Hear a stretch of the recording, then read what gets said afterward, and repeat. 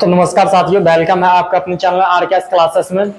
तो आज जो हम देखने वाले हैं कि आपका जो हिंदी का जो क्वेश्चन आंसर जो करते हैं, उसका जो कहानी का जो लेखक है, कहानी का लेखक और कविता के लेखक के बारे में जानने वाले हैं, जो कि आपका एक इम्पॉर्टेंट क्वेश्चन बन जाता है। ये ऑब्जेक्टिव का सबसे महत्वपूर्ण क्वेश्चन ये हो जाता है। इसमें से आपको प्रति एक साल 14 से 15 क्वेश्चन पूछ लिए जाते हैं, समझिए, है ना। लेखक का जन्म कब हुआ, किस कहानी का कौन सा लेखक है, इसके बारे में आपको कम से कम 14 से 15 क्वेश्चन प्रति एक साल पूछे जाते हैं। तो इसको आपको याद रखना बेहद ही जरूरी है, ताकि आपका कोई डाउट ना रहे और डाउट आपका क्लियर हो जाए, समझ गए हैं ना। तो इसीलिए आज मैं आपको बताने वाला हूँ लेखक के बारे में, कौन सा कहानी का और कौन सा कविता का कौन सा लेखक है। तो शुरू करेंगे आज हम गद्य खंड से, यानी कि सबसे ऊपर गद्य खंड से, 12 कविता गद्य खंड से, 12 काव्य खंड से, समझ गया ना। तो पहले 12 देख लेंगे और उसके बाद फिर 12 काव्य खंड का देखेंगे, समझ गया ना। तो चलिए सबसे पहला आज देखते हैं। तो चलिए क्लास शुरू करते। क्लास शुरू करने से पहले मैं आपको एक बात बताना चाहता हूँ कि अभी तक आप इस चैनल को सब्सक्राइब नहीं किए हो तो पहले इस चैनल को सब्सक्राइब और बेल आइकन को प्रेस करना, ताकि इसी तरह का इंपॉर्टेंट क्लास आप तक सबसे पहले पहुंचते रहे। तो चलिए आज का सबसे पहला आपका जो क्वेश्चन में पूछा जा रहा है, आपका जो आज का सबसे पहला क्वेश्चन में पूछा जा रहा है, श्रम विभाजन और जाति प्रथा के लेखक कौन है, समझ गए ना। श्रम विभाजन और जाति प्रथा के लेखक कौन है, तो यही आपको बताना है कि श्रम विभाजन और जाति प्रथा के लेखक कौन है। ये आपका हिंदी का सबसे पहला नंबर चैप्टर है, समझ गए ना। हिंदी का सबसे पहला नंबर चैप्टर का क्वेश्चन है।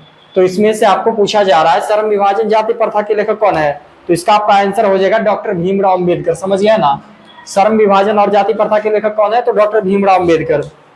मैं आपको एक बात बताना चाहता हूँ कि डॉक्टर भीमराव अम्बेडकर जो है, इनके बारे में आप कई सारे कहानियां, कविता और अपने बड़े बुजुर्गों से सुने हुए होंगे, जो कि इन्होंने बहुत ही अच्छे अच्छे काम भी किए हैं और इतना आगे तक पढ़ाई भी किए हैं कि आप सोच नहीं सकते हो, समझ गए है ना। ये पढ़ाई में इतना मग्न रहते थे। एक बार का इनका घटना मैं आपको सुना रहा हूँ कि ये इतना पढ़ाई में मग्न रहते थे कि जो गांव का चौराहा होता है ना, घर में तो पहले के जमाने में लाइट नहीं हुआ करता था, तो ये घर से बाहर निकल के अपने गांव के चौराहे पे जाके, जहाँ जो लाइट जलते रहता है, वहां पे जाके चौराहे पे जाके ये पढ़ते थे, हर रोज पढ़ते थे। तो एक दिन इनके साथ ऐसा हुआ कि वो ये पढ़ रहे थे, तो इनके सामने से जो है कि एक बारात गुजरा, समझ गए है ना। तो एक बारात गुजरा, कैसे होता है कि कहीं कोई बारात जा रहा है और उसके पीछे से कोई लोग भी जाते जाते रहता है, अनजान लोग रहता है, तो उनको रास्ता पता नहीं रहता है कि बारात इधर से गया है कि इधर से गया है। तो उन्होंने, जो ये भीमराव अम्बेडकर थे, वहां पे बैठ के पढ़ रहे थे, तो उन्होंने इनसे पूछा कि बाबू इधर सुनो। तो ये इन्होंने बोले कि हाँ कहिए क्या कहना है। तो वो बोले थे कि यहाँ से अभी जस्ट एक बारात गुजरा है, तो थोड़ा बताना बाबू कि बारात गया है किस तरफ। तो ये भीमराव अम्बेडकर जो थे, इन्होंने बोले कि मुझे कुछ नहीं पता है कि यहाँ से क्या गुजरा है, समझ गए ना। ये पढ़ाई में इतना मग्न रहते थे कि अब साहब खुद सोचिए, बारात में उतना ढोल बाजा नगाड़ा बजते रहता था, लेकिन फिर भी ये पढ़ाई में उतना मग्न थे कि इनको कुछ पता नहीं चला कि बारात कब गुजर गया, कहाँ से गुजर गया। तो इसीलिए मैं आपको कहता हूं, मेहनत करते रहो, समझ गए हो ना। मेहनत करते रहो, फल आपको ऑटोमेटिक मिलेगा। ये नहीं सोचो कि मैं ये बनूंगा भाई, जो आप अपना लक्ष्य तय कर रखे हो उसे आप पाओगे जरूर। जो आप अपना लक्ष्य तय कर रखे हो उसे आप पाओगे जरूर, लेकिन जो आपको अभी करना है, जो अभी आपका मैट्रिक का एग्जाम है, पहले वो तो क्लियर करो। उसके बाद सोचना कि मुझे ये करना है, वो करना है, नहीं। पहले आप अपना आगे की चीज पे फोकस करो, उसके बाद का बात देखा जाएगा। तो चलिए आप अपने नेक्स्ट क्वेश्चन को देखते हैं। नेक्स्ट क्वेश्चन में पूछा जा रहा है, विष के दांत का लेखक कौन है, समझ गए ना। विष के दांत का लेखक कौन है, तो विष के दांत का लेखक कौन है, तो ये आपका हो जाएगा नलिन विलोचन शर्मा, समझ गए ना। विष के दांत का लेखक कौन है, नलिन विलोचन शर्मा। और विष के दांत आपका दूसरा नंबर चैप्टर में है, समझ गए हो ना। और तीसरा नंबर में आपका जो हो जाएगा, भारत से हमने क्या सीखा, समझ गए ना। भारत से हमने क्या सीखा, इसका लेखक कौन है, तो इसका लेखक हो जाएगा मैक्स मूलर, समझ गए ना। भारत से हमने क्या सीखा, इसका लेखक कौन है, तो मैक्स मूलर। आपको ये याद रखना बेहद ही जरूरी है, क्योंकि प्रत्येक साल इससे पूछे जाते हैं। मैं अभी इनका नाम, सिर्फ लेखक का नाम बता रहा हूँ, और अगली क्लास में मैं इनका आपको पूरे जो है कि जन्म और मृत्यु कब हुआ था, जन्म कब हुआ था, इसके बारे में बताऊंगा, समझ गए ना। तो चलिए चौथा नंबर चैप्टर का देख लेते हैं। चौथा नंबर आपका चैप्टर में है कि नाखून क्यों बढ़ते हैं। समझ गए, नाखून क्यों बढ़ते हैं के लेखक कौन है। तो नाखून क्यों बढ़ते हैं के लेखक है हजारी प्रसाद द्विवेदी। समझ गए ना, हजारी प्रसाद द्विवेदी है। आप अपना 5वां नंबर चैप्टर पे चले आते हैं। 5वां नंबर चैप्टर में क्या पूछा जा रहा है, 5वां नंबर चैप्टर में पूछा जा रहा है नागरी लिपि के लेखक कौन है। तो नागरी लिपि के लेखक कौन है, तो नागरी लिपि के लेखक आप लोग जरूर याद रखिएगा, ये कंपलसरी पूछेगा इस बार 2025 के बोर्ड एग्जाम में। समझिएगा नागरी लिपि के लेखक कौन है, मोस्ट वीवीआई आपका ऑब्जेक्टिव क्वेश्चन है, गारंटी पूछेगा। समझ गए ना, मोस्ट वीवीआई आपका क्वेश्चन है, इसको याद रखना आपको बेहद ही जरूरी है। तो नागरी लिपि के लेखक कौन है, तो गुणाकर मूल है। समझ गए ना, नागरी लिपि के लेखक कौन है, गुणाकर मूल है। ये इसमें आप एक बात याद रखिएगा, इसमें कोई याद करने का ट्रिक नहीं होता। समझ गए ना, आप डेली इसको 10 मिनट पढ़ो, डेली आप इसको 10 मिनट पढ़ो, ऑटोमेटिकली आपको ये याद हो जाएगा। तो चलिए अपना छठा नंबर चैप्टर पे देख लेते हैं कौन सा है। तो इस पे बहादुर का लेखक कौन है। समझ गए, छठा नंबर में है बहादुर का लेखक कौन है।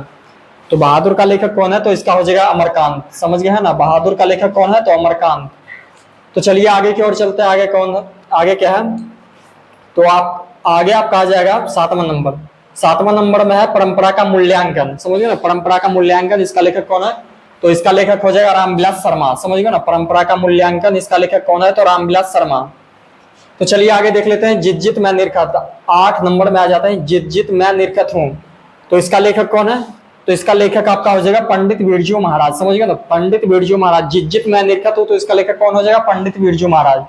ये सभी आपको याद रखना बेहद ही जरूरी है। अगर आप याद नहीं रखोगे तो आप ऑटोमेटिक 14 से 15 नंबर खो जाओगे। समझ गए ना, हिंदी में।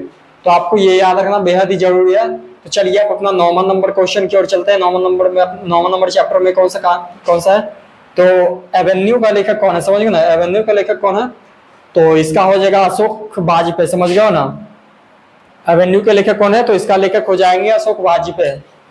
तो चलिए आगे अपना 10वां नंबर चैप्टर में देख लेते हैं। तो 10वां नंबर चैप्टर में है मछली में है, जो कि इसका लेखक कौन है ये पूछा जा रहा है। समझ गए ना, मछली में है कि विनोद कुमार शुक्ल। समझ गए ना, मछली का लेखक कौन है, तो विनोद कुमार शुक्ल। और ये जो आपका मछली जो है कहानी है, ये बहुत ही इंटरेस्टिंग कहानी है। आप लोग पढ़े होंगे तो बहुत ही इससे आपको मोटिवेट भी मिला होगा।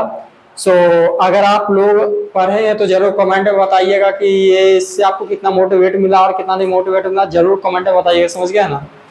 तो चलिए आगे की ओर चलते हैं, आगे 11 नंबर चैप्टर में चलते हैं। 11 नंबर में आपका है नौबत खाने में इबादत। समझ गए ना, नौबत खाने में इबादत के लेखक कौन है, तो नौबत खाने में इबादत के लेखक है यतीन्द्र मिश्र। समझ गए ना, नौबत खाने में इबादत के लेखक कौन है, तो यतीन्द्र मिश्र। तो आपका गद्य खंड का एक लास्ट बचा है 12 नंबर। समझ गए ना, गद्य खंड का एक लास्ट बचा है 12 नंबर, तो उसको भी यहीं पे खत्म करते हैं। तो 12 नंबर में आपका कौन सा है, तो 12 नंबर में आपका जो हो जाएगा, समझ गए ना, 12 नंबर में आपका जो हो जाएगा शिक्षा।